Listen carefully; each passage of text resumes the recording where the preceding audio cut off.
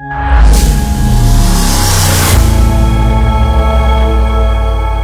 Creatures अचानक से क्यों बाहर आ रहे हैं? इस डरावनी सी दिखने वाली मछली के नाम में ही समुद्री शैतान है। ये अपने सर पर एक टॉर्च सी लेकर घूमती है, जिसकी मदद से शिकार को मुंह में खींचा जाता है। एक और फिश का पानी के ऊपर दिखना ही एक डिजास्टर का संकेत है। वर्ल्ड वॉर 2 के दौरान नेवी के सोनार ऑपरेटर्स एक फॉल्स सी फ्लोर देखकर हैरान थे। करोड़ों अरबों की संख्या में मछलियां एक साथ डीप सी से निकलकर ऊपर आ रही थी। जापान में एक मछुआरा अपनी नाव में मछली पकड़ने निकलता है। समुद्र में कहीं बीच जाकर ये अपना फिशिंग नेट पानी में फेंकता है। कुछ देर बाद जब अपने जाल में फंसी हुई मछलियों को निकाल रहा था, इसे एक बहुत ही अजीब सी लंबी सी मछली फंसी हुई मिलती है। ये मछली बहुत ज्यादा लंबी थी, मानो एक सांप की तरह। ऑलमोस्ट 6 मीटर इसकी लेंथ नापी गई बाद में। इसका शरीर चिपचिपा और रबड़ जैसा सफेद था। आमतौर पर यह समुद्र की गहराइयों में करीब 1 किलोमीटर नीचे पाई जाती है। इस मछुआरे ने इसे वापस समुद्र में छोड़ दिया, क्योंकि जापानी कहानियों के हिसाब से ओरफिश का दिखना एक डिजास्टर का संकेत है। 2011 में जापान में एक बहुत ही भयंकर अर्थक्वेक आया था, और उस अर्थक्वेक से ठीक पहले करीब 20 ओरफिश की डेड बॉडीज जापानीज कोस्ट पर पाई गई थी। कुछ सालों में कई सारी जगहों पर दुनिया में डेड बॉडीज पाई गई हैं ओरफिश की समुद्र के तट पर। 2023 में एक मछुआरे ने करीब 50 ओरफिश को एक ही बारी में पकड़ा। 2024 में कैलिफोर्निया में 3 बार ओरफिश दिखाई दी। फरवरी 2025 में एक जिंदा ओरफिश मैक्सिको में दिखाई दी। इन मछलियों का इस तरीके से बार बार दिखाई देना एक बहुत ही हैरान कर देने वाली चीज है। सिर्फ साल 2001 में ही पहली बार था कि एक जिंदा ओरफिश की फिल्मिंग करी गई। जाइंट फैंटम जेलीफिश, ये कमाल का जीव जिसके टेंटिकल्स रिबन जैसे 10 मीटर से भी ज्यादा लंबे होते हैं। एंटार्क्टिका में इन्हें 80 मीटर की गहराई पर देखा गया। रशिया में मछुआरों ने एक ऐसे जीव को पकड़ा जिसे देखकर लोग कहने लगे कि ये तो एलियन है। ये एक स्मूथ लंप फिश थी जिसका शरीर एक ब्रेन जैसा दिखता है। ब्लैक सी डेविल एंगलर फिश समुद्र की सतह के पास देखी गई। ये डरावनी सी दिखने वाली मछली, इसका नाम ही समुद्री शैतान है।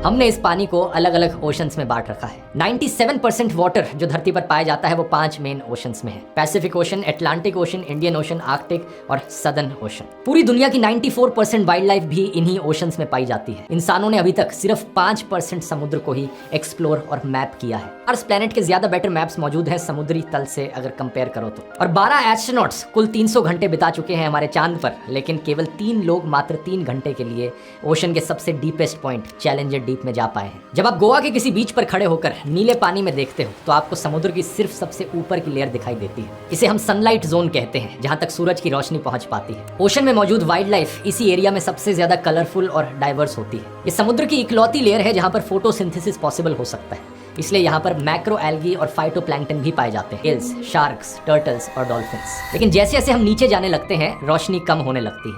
पानी सनलाइट को सोख लेता है। 10 मीटर की गहराई पर सूरज की सिर्फ 16% रोशनी बची रहती है। 100 मीटर तक आते आते सिर्फ 1% रोशनी बच पाती है। और थोड़ा और नीचे हम जाए, 1000 मीटर से नीचे कोई रोशनी पहुंच ही नहीं पाती। सनलाइट जोन के बाद 200 मीटर की डेप्थ पर ही दूसरी जोन शुरू हो जाती है, जिसे हम ट्वाइलाइट जोन कहते हैं। जैसा कि आप जानते हो, सनलाइट में हर तरह के कलर्स होते हैं, पूरा कलर्स का स्पेक्ट्रम होता है। रेड की सबसे लंबी वेवलेंथ और ब्लू और वायलेट की सबसे छोटी वेवलेंथ। पानी जो है वो लंबी वेवलेंथ को सबसे पहले एब्जॉर्ब करता है, तो इसलिए रेड सबसे पहले दिखना बंद होता है। उसके बाद ऑरेंज, येलो, ग्रीन और आखिर में ब्लू और वायलेट।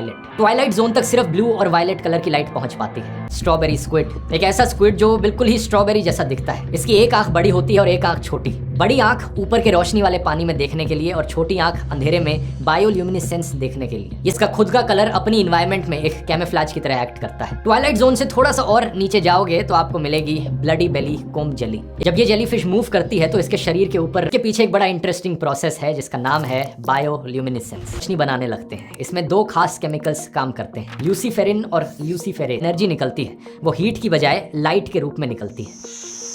ये डीप सी क्रीचर्स इस रोशनी का उपयोग करते हैं या तो अपने आप को छिपाने के लिए, जैसे कि ये वाला बेहद सुंदर जीव देखिए, देखकर लगता है जैसे कि कोई जल परी हो। इसका नाम भी सी एंजल है। ये एकदम अंधी होती है, लेकिन इस सी एंजल को डेविल बनने में कुछ ही सेकंड्स लगते हैं। ये एकदम से अपना टेंटिकल निकालकर एक ऐसा जाल बुनती है जिससे बचना असंभव होता है।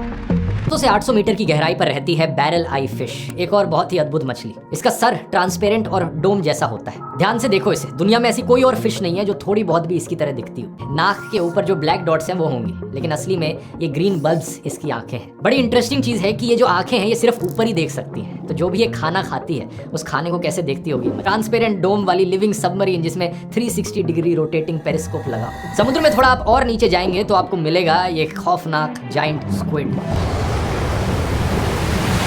स्क्विड्स 13 मीटर लंबे होते हैं, यानी कि एक 2 मंजिला घर के बराबर। इनकी आंखें 25-30 सेंटीमीटर बड़ी होती हैं, एक बास्केटबॉल जितनी बड़ी आंखें। दुनिया के किसी भी जानवर में ये सबसे बड़ी आंखें हैं और ये अंधेरे पानी में अपने शिकार को ढूंढने के लिए अडेप्ट हुई हैं। चलिए आगे चलते हैं और गहराई में। 1000 मीटर क्रॉस करके ट्वाइलाइट जोन खत्म हो जाती है और मिडनाइट जोन शुरू होती है। यहाँ सूरज की रोशनी बिल्कुल नहीं पहुंच पाती, जैसे कि डीप सी एंगलर फिशेस जिसमें ब्लैक सी डेविल भी शामिल। मछलियों के सिर पर एक फिशिंग पोल होता है जिसमें चमकदार बल्ब लगा होता है। ये इस बल्ब का इस्तेमाल करती हैं अंधेरे पानी में शिकार को अपनी तरफ अट्रैक्ट करने के लिए। यही चीज को फिल्म में भी दिखाया गया था, लेकिन जिस चीज को फिल्म में नहीं दिखाया गया, मछलियों के मेल्स फीमेल से 10 गुना छोटे होते हैं। वो किसी फीमेल को ढूंढ लेते हैं तो उसके शरीर के साथ जाकर मिल जाते हैं, और मिलने का मतलब यहाँ पर एक्चुअली में मर्ज करना है। रिप्रोड्यूस करने के लिए मल्टीपल पार्टनर्स भी कलेक्ट करती है। एक फीमेल के शरीर पर 6 से 8 मेल्स अटैच्ड होते हैं। पानी के अंदर डीप सी में अलग ही कहानी चलती है। इसी तरह से है ये वेम्पायर स्क्विड। जो इसके रिलेटिव्स थे वो 200 मिलियन साल पहले ही मर चुके हैं, फॉसिल बन चुके हैं। इसके 8 पैर एक दूसरे से क्लोक लाइक वेबिंग से जुड़े होते हैं। जब ये फैलाए जाते हैं तो देखने में वेम्पायर का केप लगता है। बहुत सालों तक साइंटिस्ट ने अज्यूम किया था कि वेम्पायर स्क्विड एक खतरनाक शिकारी होगा, लेकिन असलियत में ये कोई ब्लड सकर नहीं है, बल्कि ये पूप खाता है। आइए और नीचे चलते हैं गहराइयों में। 2000 से 3000 मीटर की गहराई पर रहता है एक फार्मर, लेकिन असलियत में हिमालयाज में रहने वाला जो येटी है उसके बारे में आप और जानना चाहते हैं। ये जो फर है इसका, वास्तव में ये बैक्टीरियल कॉलोनीज है। ये अपने बालों वाले आर्म्स पर बैक्टीरिया की फार्मिंग करता है और फिर उन बैक्टीरिया को खाता है। ये हाइड्रोथर्मल वेंट्स के पास रहता है। और नीचे जाए तो 4000 मीटर की डेप्थ पर मिडनाइट जोन खत्म हो जाती है और एबिसल जोन शुरू होती है। यहाँ ऐसे जीव पाए जाते हैं जो पृथ्वी पर कहीं और नहीं मिलते। टाइटैनिक जहाज का मलबा इसी जोन में लगभग 3810 मीटर्स की डेप्थ पर मौजूद है, जैसे कि ये डम्बो ऑक्टोपस। इसका नाम इसके बड़े बड़े कानों जैसे फिन्स की वजह से पड़ा है, क्योंकि ये डिज्नी के उड़ने वाले हाथी डम्बो की याद दिलाते हैं। ये किसी भी पॉइंट पर ऊपर के पानी में माइग्रेट नहीं करते और अपना पूरा जीवन गहरे समुद्र में ही बिताते हैं। ये डम्बो ऑक्टोपसिस शायद से डीप सी के सबसे क्यूट दिखने वाले जानवर है। ये ग्रेसफुली और धीरे धीरे सरक सरक कर तैरते हैं, जिससे इन्हें डीप सी बैलरीनास जैसे डिस्क्रिप्शंस मिलते हैं। अब ज्यादातर समुद्र का जो फ्लोर है वो 6000 मीटर की डेप्थ पर ही मौजूद है, लेकिन कुछ जगहों पर समुद्र इससे भी ज्यादा गहरा हो जाता है। जिन जगहों पर ऐसा होता है वहां पर 6000 से 11000 मीटर की डेप्थ को हम हेडल जोन करके बुलाते हैं। वर्ल्ड वॉर 2 के समय की बात है। नेवी में काम करने वाले कुछ सोनार ऑपरेटर्स ने एक बड़ी इंटरेस्टिंग चीज की खोज करी। उन्होंने देखा कि रात में पूरा का पूरा सी फ्लोर सैकड़ों मीटर ऊपर उठता दिखाई देता है। ये अपने सोनार का इस्तेमाल कर रहे थे। असलियत में कोई सी फ्लोर ऊपर नहीं उठ रहा था, बल्कि बहुत ही भारी मात्रा में मछलियां, स्क्विड्स और प्लैंकटन समुद्र में ऊपर की ओर तैर रहे थे। इस अनोखी घटना को अब हम डीप स्कैटरिंग लेयर कहते हैं। करोड़ों अरबों समुद्री जीव रोज आते जाते हैं।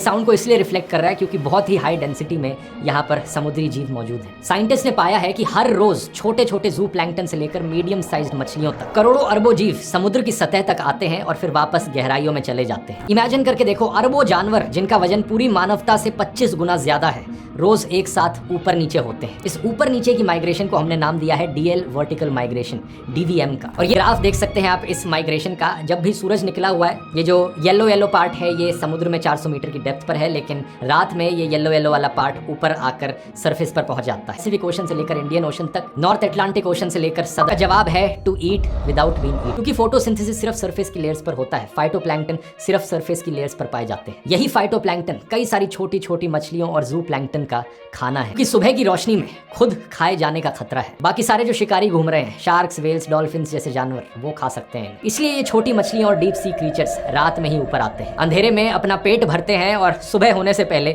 वापस समुद्र की गहराइयों में गायब हो जाते हैं। ऐसे धरती गर्म हो रही है, गहरे समुद्र के ये जीव ठंडी जगहों की खोज में पोल्स की तरफ ऊपर जा रहे हैं। 90% जो हीट एब्जॉर्ब हो रही है उसे समुद्र सोख रहा है, और समय के साथ साथ जैसे जैसे हीट पानी में और एब्जॉर्ब हो रही है, पानी गर्म बनता जा। जो चीज यहाँ पर हो रही है वो ये कि सरफेस का पानी गर्म हो रहा है धूप की वजह से, लेकिन गहराइयों का पानी ठंडा ही है, उसी टेम्परेचर का ही है जो पहले था, क्योंकि वहां तक तो कोई धूप पहुंच नहीं पाती, इसलिए वो ऊपर की ओर रहता है, और जो ठंडा पानी है वो नीचे की ओर रह रहा है। इन दोनों पानी के बीच में आसानी से मिक्सिंग नहीं हो पा रही। इससे हो क्या रहा है, सरफेस के पानी में जो ऑक्सीजन मौजूद है वो गहराइयों के पानी में नहीं मिल पा रही। डीप सी में एक्चुअली में ऑक्सीजन की कमी हो रही है। ऑक्सीजन में थोड़ी सी कमी होने का मतलब भी है कि इनकी पॉपुलेशन एक बड़े स्केल पर डिक्लाइन करेगी और एक्सटिंक्शन का खतरा यहाँ पर बन जाता है। और ये जो डीप सी क्रीचर्स हैं ये स्टेबल ऑक्सीजन एनवायरनमेंट्स में इवॉल्व किए हैं, ये ज्यादा ऑक्सीजन की तलाश में ऊपर की ओर आ रहे हैं। ये डीप सी से सरफेस वाटर पर आ रहे हैं। दिन के समय में बड़ी ही आसानी से ये किसी शार्क या वेल का शिकार बन जाएंगे। साइंटिस्ट का अनुमान है कि इस सेंचुरी के आखिर तक एबिसल जोन का जो टेम्परेचर है वो 1 डिग्री सेल्सियस तक बढ़ जाएगा और गहरे समुद्र के जीव सरफेस के जीवों के मुकाबले 4 से 11 गुना तेजी से माइग्रेट करेंगे। इन सभी बेहतरीन जानवरों का भविष्य अब खतरे में है और बहुत से ऐसे जीव हमेशा के लिए एक्सटिंक्ट हो सकते हैं। इंसानों की वजह से ऐसे जानवर एक्सटिंक्ट हो सकते हैं जो हमें आज तक मिले। फाइटोप्लैंक्टन्स एक्चुअली में पेड़ों का काम करते हैं। ये कार्बन को एब्जॉर्ब करते हैं और गहरे समुद्र में उसे अपने अंदर समा लेते हैं। इससे हमारे एटमॉस्फेयर में कार्बन डाइऑक्साइड रेगुलेट होती है। लेकिन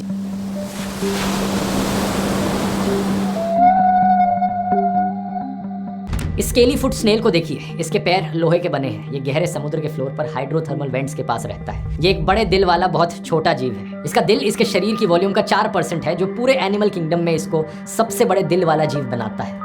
इस समुद्र के फ्लोर पर हाइड्रोथर्मल वेंट्स के पास जाने कितने लाखों सालों से रह रहा है, लेकिन कुछ क्रॉनिक कैपिटलिस्ट इसको भी खत्म करने पर तुले हैं। ये स्नेल अभी तक 3 जगहों पर पाया गया है और उन तीनों जगहों पर माइनिंग कंपनीज की नजर पड़ी हुई है। वो चाहते हैं इन हाइड्रोथर्मल वेंट्स के पास सोने और चांदी की माइनिंग करें। कुछ लोग चाहते हैं सिर्फ पैसों के लिए यहाँ पर बड़ी बड़ी मशीनें भेजी जाएं जो इतनी गहराइयों में जाकर खुदाई करेंगी समुद्र के नीचे, और ये जो सारा इकोसिस्टम है ये तबाह हो जाएगा।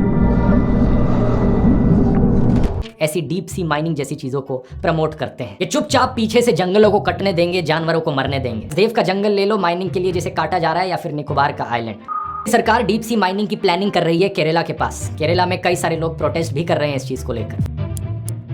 चाहे साइंस हो, इन्वायरमेंट हो या इकोनॉमिक्स हो, सब कुछ पॉलिटिक्स से लिंक्ड है। ऑर्गेनाइजेशन पर प्रेशर बहुत बनाया जा रहा है। कहा जा रहा है कि इस साल ये कुछ 32 ऐसे देश हैं जो ओपनली कह रहे हैं कि हम डीप सी माइनिंग को सपोर्ट नहीं करेंगे। इन देशों के नाम आप यहाँ स्क्रीन पर देख सकते हैं। Stop deep sea mining before it starts. इस पेटिशन पर ऑलरेडी 30 लाख से ज्यादा लोग साइन कर चुके हैं, जिनमें से एक मैं भी हूँ। ये एक once in a generation opportunity है। जमीन पर हानिकारक माइनिंग की वजह से जंगलों को ऑलरेडी कई जगहों पर काटा जा चुका था, लेकिन ये डिस्ट्रक्शन डीप सी में अभी तक नहीं हुई है और हम इसे रोक सकते हैं। कई ऑर्गेनाइजेशंस ने साथ में मिलकर इनकी वेबसाइट पर जाकर आप और डिटेल में समझ सकते हैं कि एग्जैक्टली क्या यहाँ पर खतरा है। इस सवाल The world has enough for everyone's need, but not enough for everyone's greed.